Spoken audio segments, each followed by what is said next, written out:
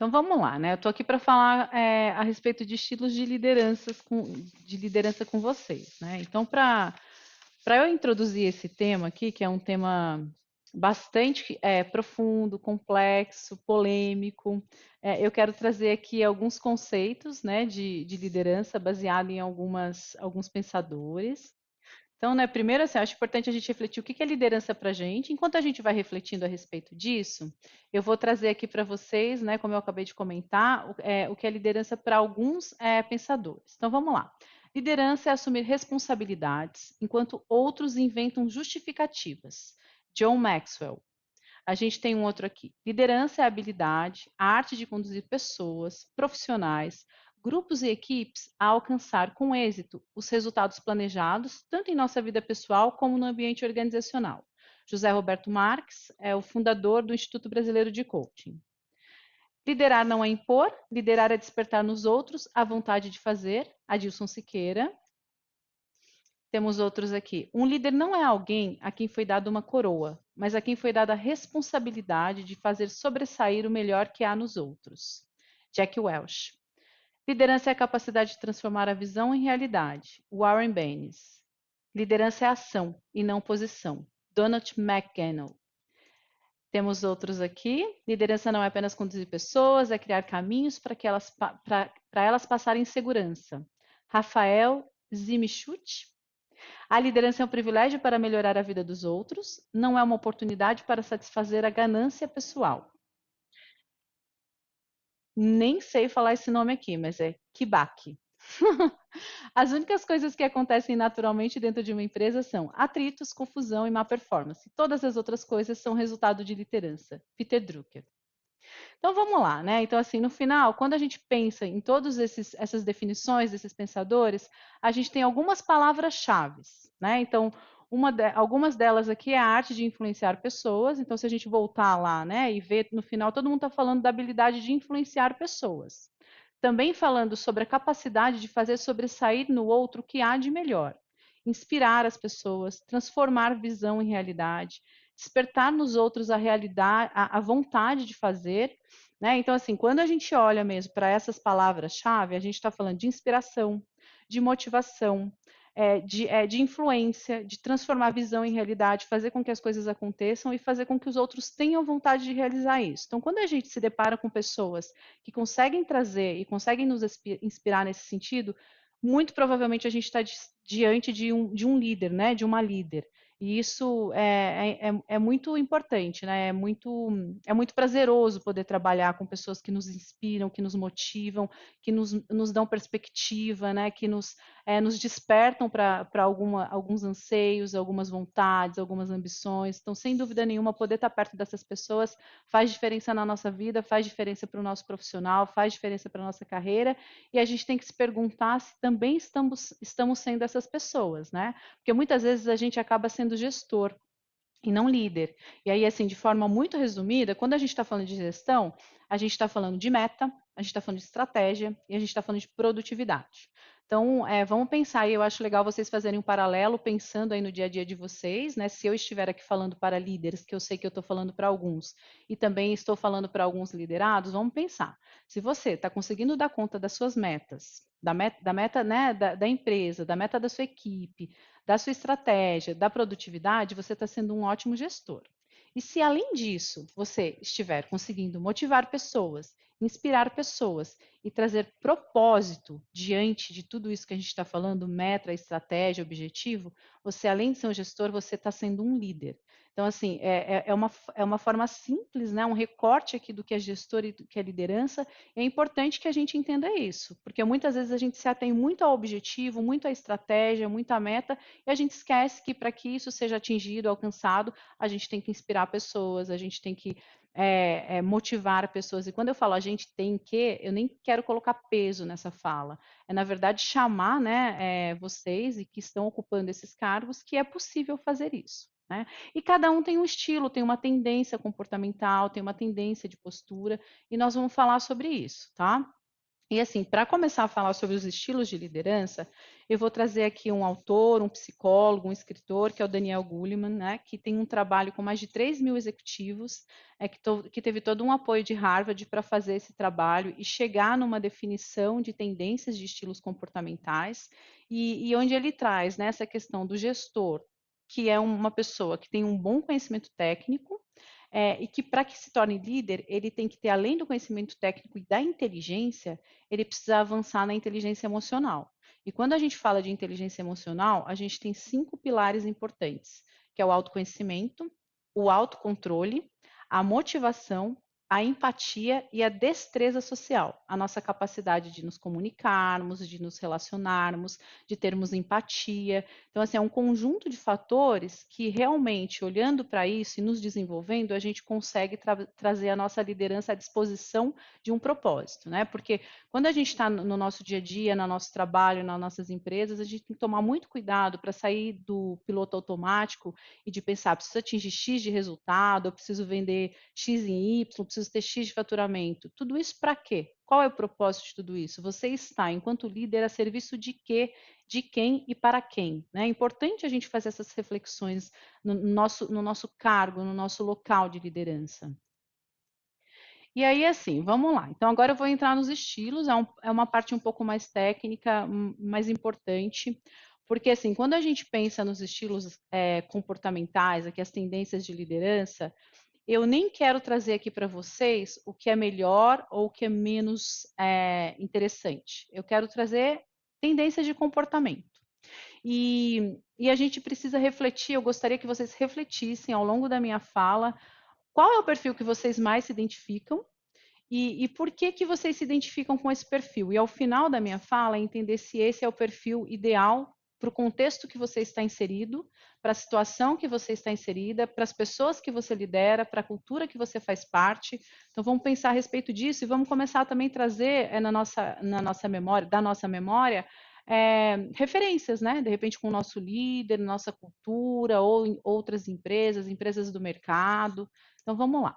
Estilo coercitivo, né? Então, o estilo coercitivo é aquele que a gente traduz numa frase: faça o que eu digo. É ruim esse estilo, né? Então, assim, se a gente for pensar em algumas questões atuais, principalmente de gerações atuais, assim, a gente tem complexidades aqui nesse estilo. Mas ele é importante em algumas situações. Em que situações? Por exemplo, numa reestruturação, em empresas que acabaram de adquirir outras e precisa rapidamente passar por um processo de adaptação, precisam colocar as coisas nos trilhos, não vai dar tempo de abrir muito para uma liderança democrática. É importante eu falar aqui para vocês, isso não significa que um líder coercitivo não possa ser respeitoso, atencioso, cuidadoso, mas há uma característica nele, uma força que o leva para fazer, faça o que eu digo. Ou seja, agora a gente não tem muito tempo, a gente tem que agir diante dessa situação. Então, impactos, né? São positivos a curto prazo, foi como eu falei. Então, vamos pensar aqui num exemplo de uma aquisição. Então, nesse exato momento, esse líder, e de repente, se vocês olharem para o mercado, vocês podem ver que empresas que adquiriram outras, empresas multinacionais que adquiriram, por exemplo, empresas menores brasileiras, chega um líder ali para fazer com que a coisa vá para o trilho. Esse líder ele tem um tempo de vida menor na empresa, porque depois que ele coloca no trilho, chega um outro estilo de liderança, por exemplo, ou ele se adapta à situação, ele tem essa habilidade, essa competência, e ele começa a agir de acordo com um novo contexto da empresa, um novo momento, tá? É, outro impacto aqui, né? Ele tende a acabar com hábitos de trabalho ultrapassados. Então, assim, se tem uma equipe que a gente sempre fez assim, a gente sempre fez assado, e fica numa resistência, ele vem para falar: a partir de agora não vai ser assim, a partir de agora não vai ser assado. Nosso objetivo é esse. É, ele exige as pessoas a se adaptarem aos novos métodos. Obviamente, a médio e longo prazo, ele deixa traumas profundos, né? E, naturalmente, tende a ser um estilo de liderança menos efetivo, porque ele traz um ambiente, ele colabora ele pode colaborar com um ambiente mais tenso, mais pesado. Então, no final, isso pode ser um impacto negativo mesmo. Então, sendo assim como um risco, ele tem um efeito prejudicial no sistema de recompensa e reconhecimento, tende a corroer o propósito dos colaboradores e não consegue motivar as pessoas. E, gente, lembrando que aqui eu estou falando de casos extremos, trazendo exemplos bem extremos, né? E assim, lembrando que pode ser que você fale, puxa, meu líder é assim. Não, meu líder não é assim, às vezes ele é assim. Então é importante que tem situações, tem questões da liderança situacional, né? Então pode ser que em determinado momento esse líder teve que ser assim, agiu dessa forma, mas não necessariamente ele tem essa tendência de liderança. Ou você pode se deparar com um líder que sim, que tem essa tendência de liderança e com certeza a médio prazo vai trazer prejuízos aí em relação às relações, ao clima e por aí vai. Agora eu vou trazer aqui o estilo visionário, né? Então, o estilo visionário é aquele estilo de liderança que diz assim: vem comigo, o objetivo é aquele, a nossa meta é aquela, e vem comigo que nós vamos juntos nessa.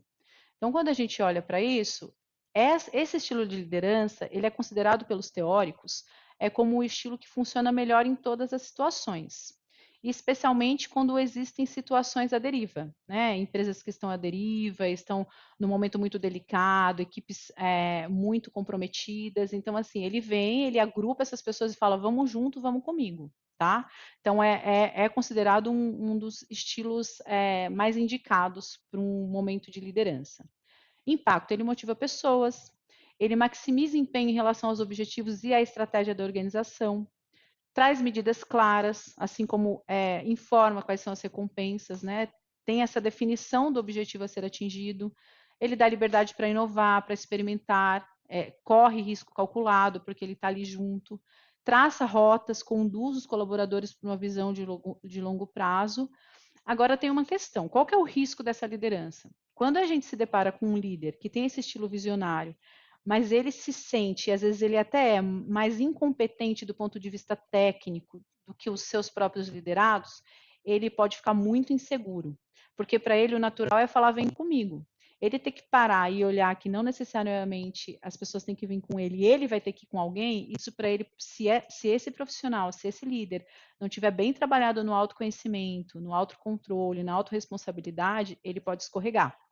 E nesse escorregar fica uma pessoa arrogante, pomposa, intocável. Então, assim, como tudo, né, a gente tem as vantagens e as desvantagens, tá? Aqui eu vou falar agora do outro estilo de liderança, que é o estilo afetivo. Então, esse é o estilo mais maternal, né, onde as pessoas estão no centro, as pessoas estão em primeiro lugar. Naturalmente, né, ele é ideal para contornar também cisões, motivar a equipe em momentos de grande estresse. Então, eu dei o exemplo lá.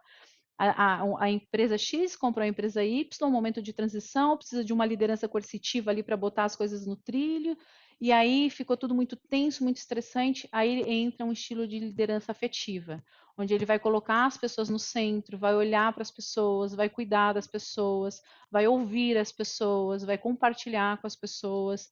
Então, é um momento importante de ter um estilo de liderança maternal. Qual que é o impacto? Geralmente é positivo nas abordagens, né? Porque coloca os indivíduos e as emoções desses indivíduos em destaque, né?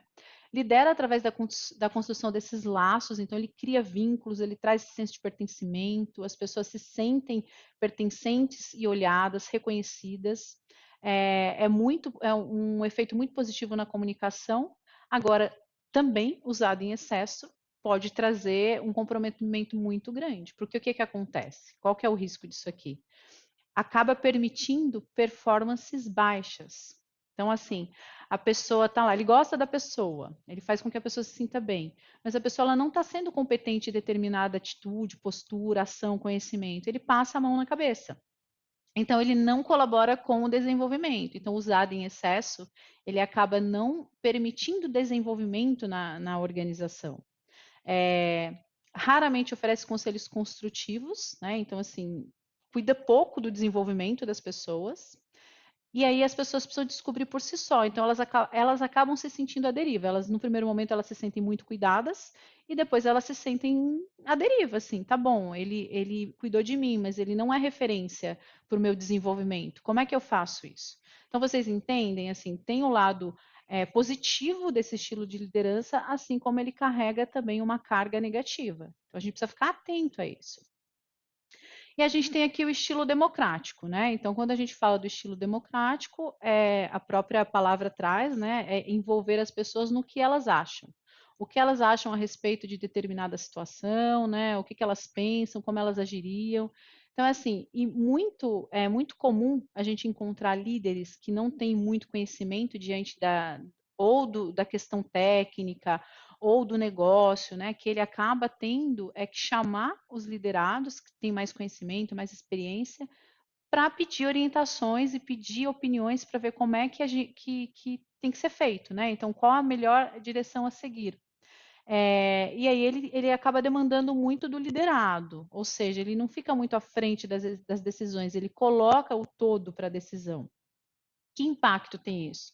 Então, assim, permite que os próprios trabalhadores tenham uma palavra a dizer nas decisões, obviamente faz com que a flexibilidade aumente, o nível de responsabilidade aumente também, ele dá abertura, é um líder, uma líder acessível, né? Então, assim, a pessoa sabe que ela vai chegar ali, ela vai poder ter uma troca, ela tende a ser realista sobre o que pode ser ou não atingido, e tem um impacto mais reduzido no ambiente empresarial do que o restante dos estilos, ou seja, é um estilo positivo dentro do ambiente. Agora, ele tem os riscos também. Aí, já ouviram falar aquelas reuniões que nunca têm conclusão? Normalmente está sendo liderada por líderes democráticos, que sempre abre espaço para conversa e nunca chega, né, num objetivo fim. Então, o que você acha e você o que você acha? Hoje eu acho isso, mas amanhã eu já acho aquilo. Então, volta para a discussão. Então, assim, isso tem um impacto. Pode ser que o resultado demore mais para ser atingido, as pessoas começam a ficar desorientadas, acaba intensificando o conflito, porque um acha uma coisa, o outro acha outra.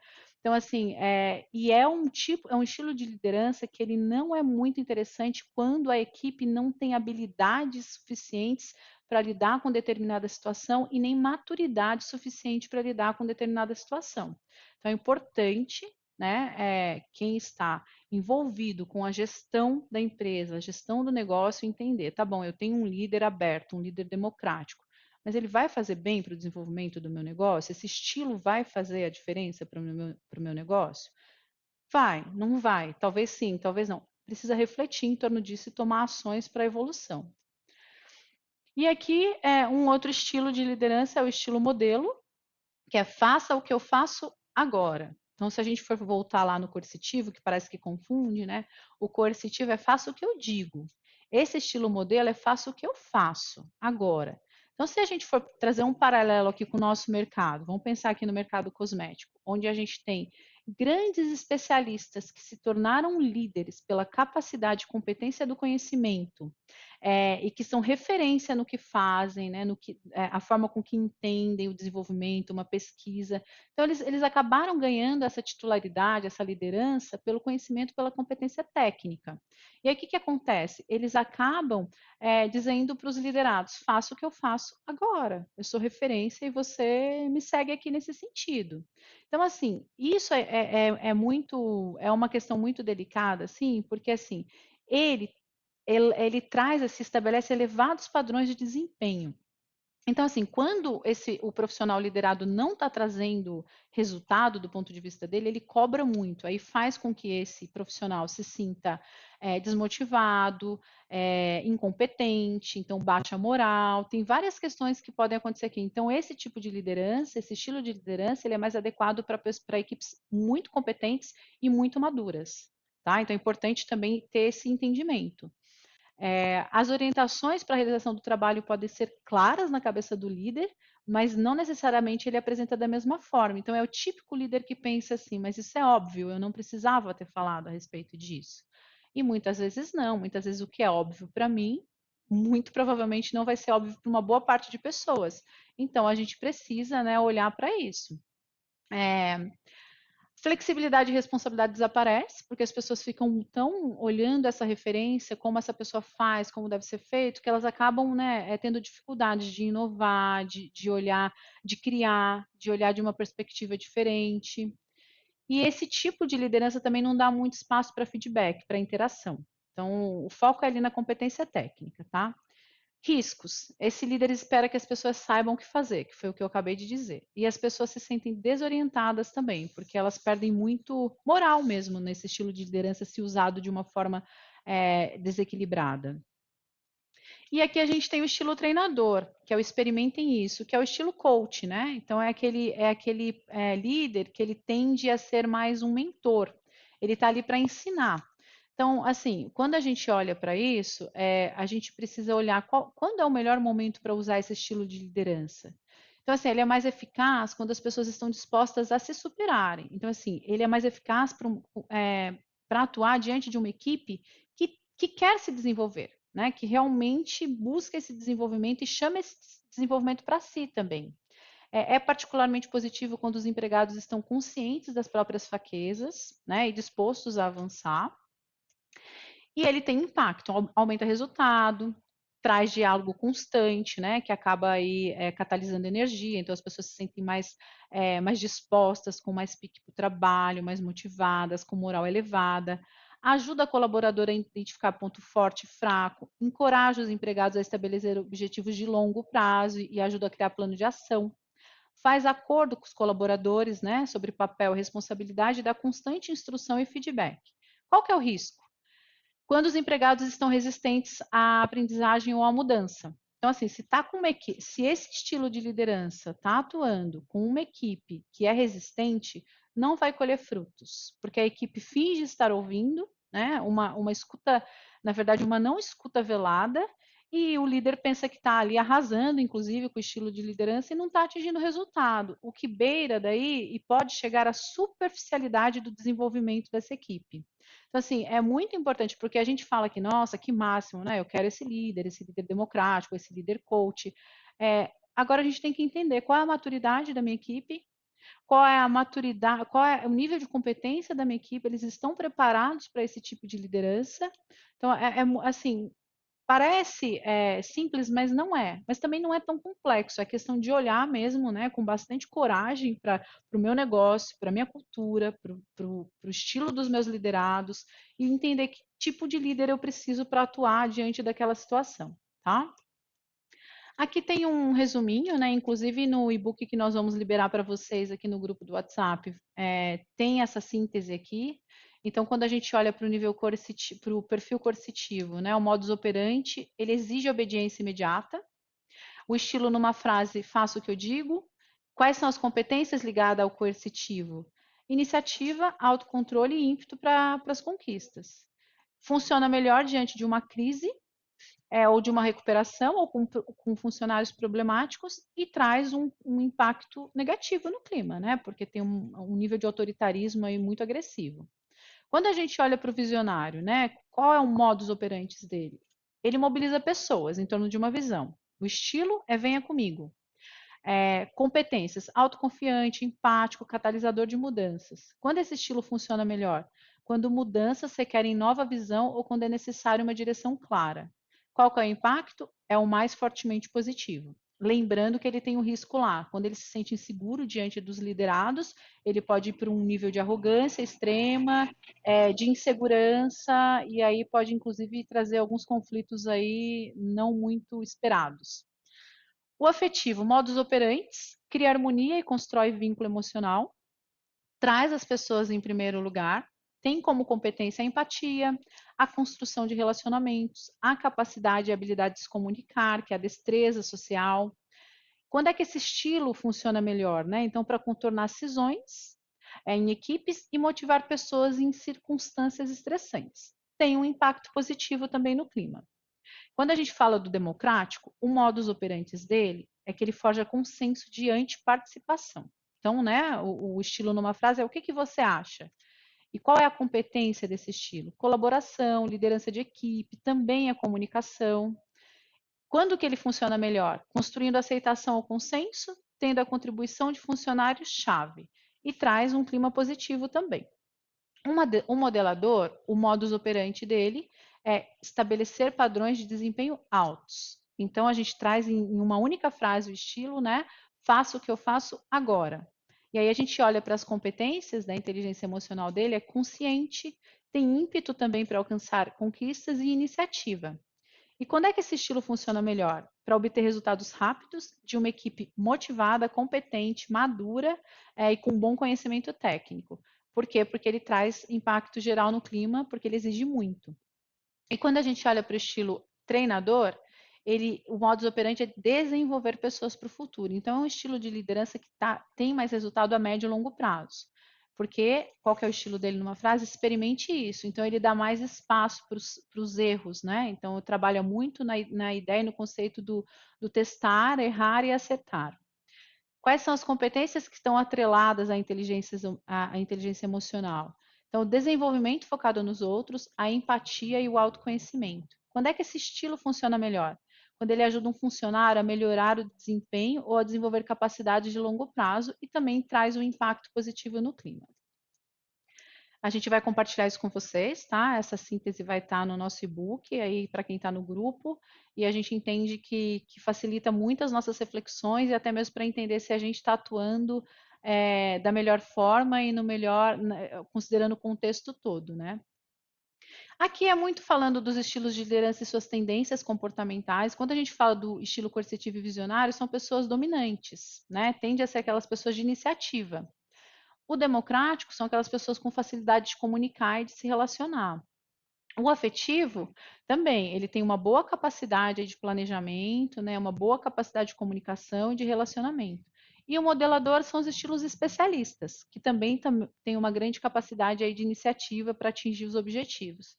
E o treinador é aquele profissional que tem capacidade de influenciar, ele tem capacidade de se comunicar, de ter empatia, né, e de ter um planejamento e um resultado aí a médio e longo prazo, tá bom? Então aqui fica a pergunta para vocês, né? Como é que vocês se veem diante desses estilos, considerando o perfil? Aqui dá até uma deixa para eu falar, né? Que a gente vai estar trabalhando esse sorteio aqui para que vocês concorram a um assessment. Esse assessment a gente consegue olhar todas as tendências de comportamento, a gente consegue avaliar o estilo de liderança, digamos, de essência, e a gente consegue sugerir também um plano de ação para que essa pessoa consiga se olhar no contexto todo para ver o que ela precisa fazer para melhorar e para avançar e evoluir na carreira e inclusive na própria liderança. E aí, assim, qual é o estilo que é melhor, né? Então, assim, qual é o estilo ideal? É importante a gente considerar que não tem melhor, não tem pior. Claro que se eu for dar minha opinião aqui, eu vou dizer o que eu acho melhor. Mas no final a gente tem que analisar contexto, a gente tem que analisar a situação, a gente tem que atuar diante de uma liderança situacional, ou seja, avaliar cultura de empresa, circunstância, maturidade de equipe. Quando eu estou falando de maturidade, eu estou falando inclusive maturidade emocional de equipe. Falar de desenvolvimento de competências, como é que essa minha equipe, que nível de competência essa minha equipe tem para entregar o que eu preciso, seja a competência técnica, seja as competências comportamentais.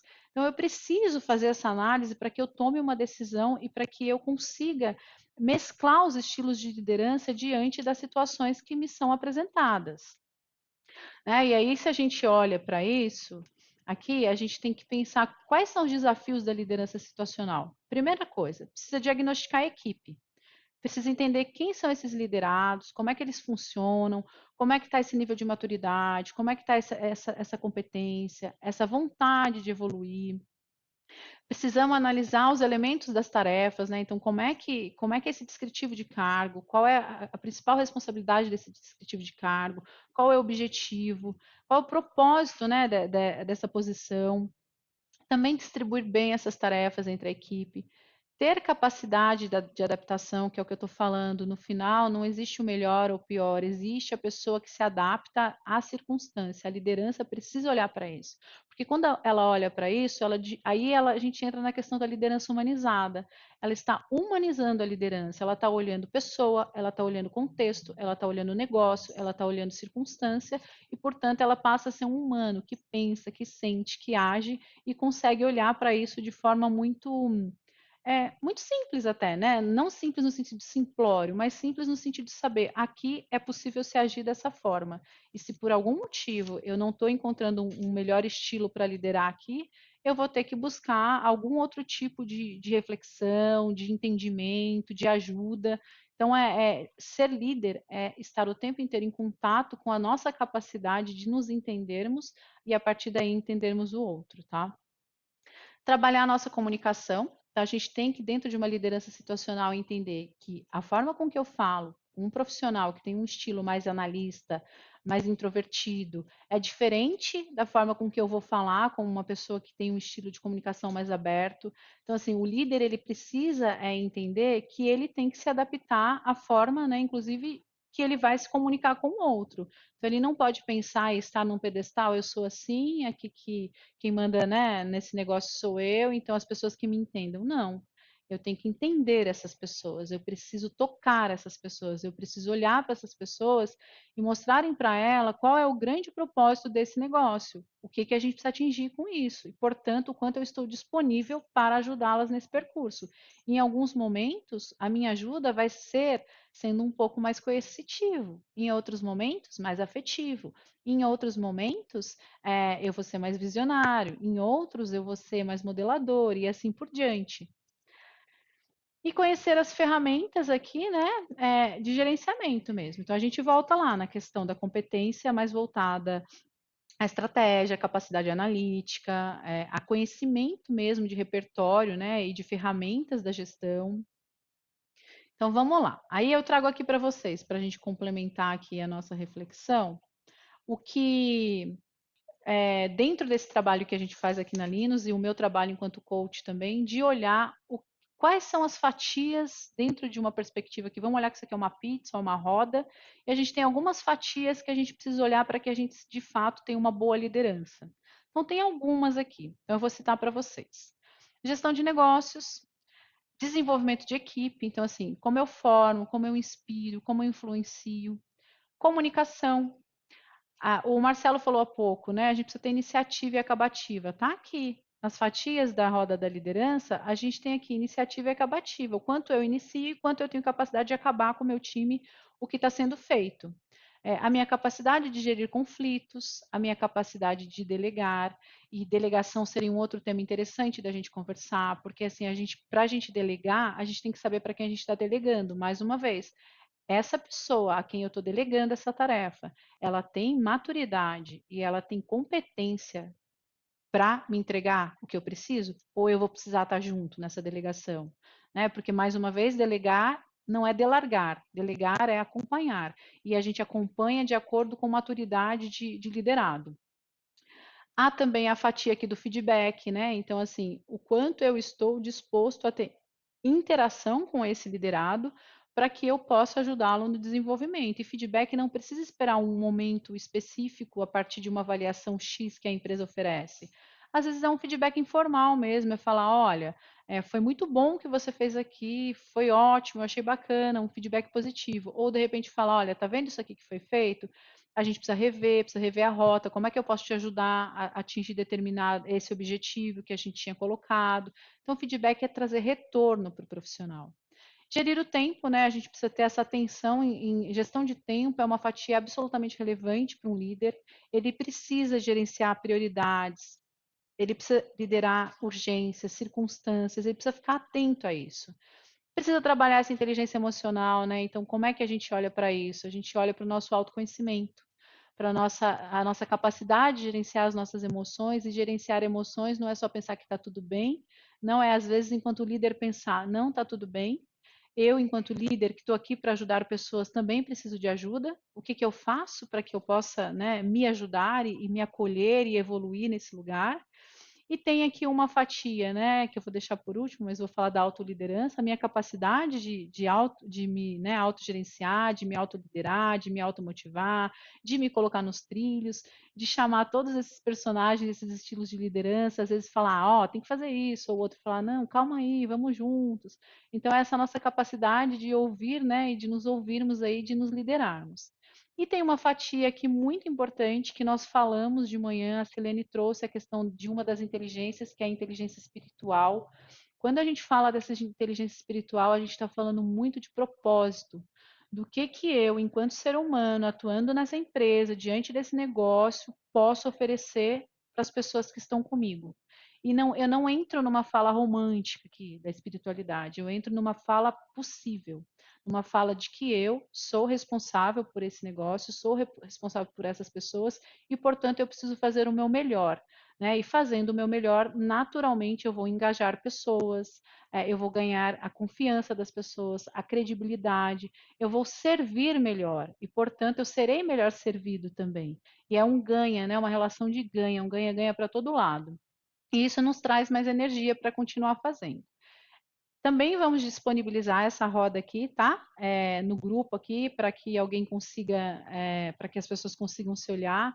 E aí, como dica, né? E também vou estar à disposição de vocês. Considere que essa bolinha aqui em negrito é o ponto zero. Então, vocês podem contar de 1 a 10 aqui e circular. Ah, então, dentro de gestão de negócios, eu estou me dando nota 5. Tá bom, então se eu estou me dando nota 5, por que que eu não estou atingindo uma nota máxima? Porque eu preciso fazer X, Y, Z. E aí você vai criando um plano de ação aí para o seu próprio desenvolvimento, tá? Fica isso aqui para vocês como uma orientação. É um exercício aparentemente simples, prático e que nos traz ações e que nos faz entrar em movimento aí de desenvolvimento, certo? E aqui, deixa eu ver o tempo que eu tô, para falar mais um pouquinho com vocês, né? Já estou encerrando meu tempo, estou gerenciando tempo aqui. A gente tem eu trago aqui um final, né, um conceito aqui de liderança que eu acho que traduz muito o que eu penso. Então, assim, se suas ações criam um legado que inspira os outros a sonharem mais, aprenderem mais, fazerem mais e tornarem-se mais, então você é um excelente líder. John Quincy Adams. Então, assim, fica essa mensagem aqui para vocês, né? O quanto vocês estão inspirando mais, inspirando as pessoas a sonharem mais, a aprenderem mais, a evoluírem, né? A se tornarem melhores. É importante ficar essa reflexão aqui para a gente, tá? Trouxe para vocês os estilos de liderança para que vocês reflitam, entendam a partir disso qual é a liderança mais adequada para o momento, para o contexto, para o negócio que vocês estão atuando e principalmente para a equipe que vocês estão liderando. Para quem é liderado aqui, observar esse líder e se tiver abertura, né, inclusive sugerir para que ele olhe para isso, porque assim no final somos todos catalisadores de mudança. Então, assim, a gente está aqui e tem essa oportunidade de falar a respeito dessas situações. Então, vamos contribuir, sendo líder, liderado, business partner enquanto RH, né? Então, assim, parceiros de negócios, vamos trocar e vamos conversar. Vou interromper meu compartilhamento aqui, que eu vi que tem algumas, não sei se são perguntas, algumas conversas. Deixa eu ver aqui. Manda essa apresentação no grupo, a gente vai mandar o e-book, tá? Ele é baseado nessa apresentação.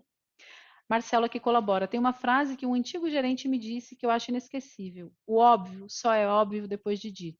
Ah, eu também acho essa frase aqui necessária, inclusive. Muito bem. E fica aqui para os líderes que têm uma tendência a ser o líder modelador, né? Nem tudo é óbvio. A gente precisa falar.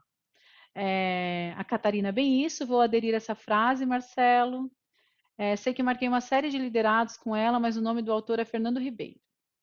Marcelo colocando, interessante, Daniela, pelo que entendi, é necessária uma avaliação individual de como esses indivíduos se interagem antes de estabelecerem que estilo ou estilos de liderança que o líder deve assumir. Foi o que eu comentei, né? No final, assim, não existe melhor ou pior, existem estilos que geram um impacto melhor, né, mais positivo, e a gente tem que entender a situação, para aí sim a gente poder avançar nesse sentido.